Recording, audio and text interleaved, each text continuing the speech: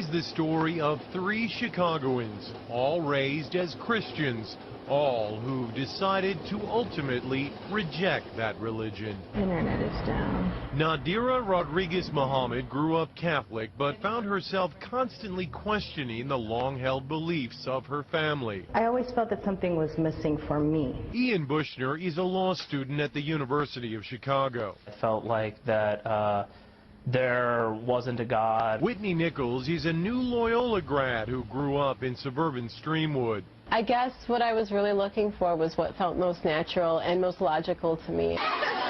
When Nadira entered high school in the mid-1990s, she became friends with a group of Muslim girls. They just had this level of contentment and a sisterhood that was, I wanted to be a part of that. Ian drifted towards the Muslim students at his high school as well. I remember defending some of my friends at school from accusations, after 9/11, and then I started reading the Quran. I said, oh, here is a form of God that I've never been presented before. After September 11, the interest actually increased. Dr. Assad Basul is professor at Chicago's Islamic American College.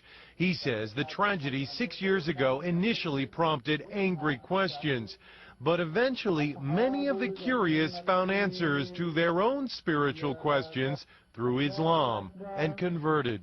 Sometimes, negative things bring positive things. In fact, according to a first-ever random sampling of American Muslims by the Pew Research Center, 21% of the nation's 2.4 million Muslims are converts to the faith. Eventually, I realized that I was looking to the Quran for advice, for direction, and at the point that you believe that the Quran is revelation from God, then you're a Muslim. The conversion has meant many changes in their lives. Ian prays 5 times a day. You'll finish a prayer and realize, I've just screwed something up. I've done something mean to somebody. Let me go back and correct that. Nadira wears the scarf, or hijab as it's called. It is part of my character, modesty.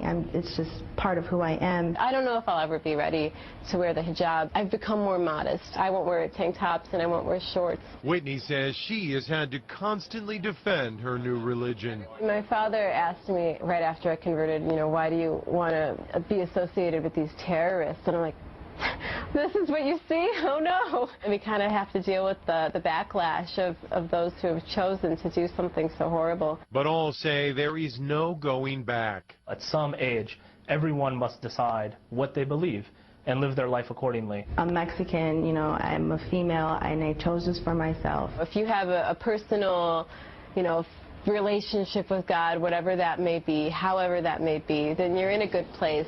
Mark Sexenmeyer, Fox News, Chicago.